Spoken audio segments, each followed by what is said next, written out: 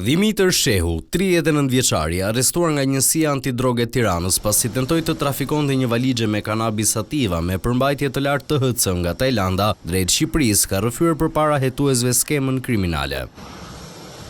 Shehu ka pranuar para agjentëve skemën, por ka refuzuar të zbulojë emrat e personave që angazhuan për transportin e lëndës narkotike.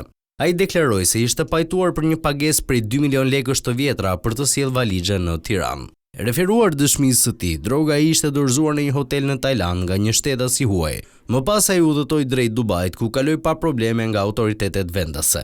Shehu mbërriti në aeroportin e Rinasit, ku u ndalua menjëherë nga policia. Gjatë kontrollit u konstatua se valixha me drogë nuk kishte mbërritur në Shqipëri pasi ishte ndaluar në Dubai. Fillimisht ndaj 39 vjeçarit u ngrit akuza për trafikim narkotikësh në tentativë, por pas konfirmimit të mbërritjes së valixhes me drogë në vend, akuza u rikualifikuar në trafik të lëndëve narkotike.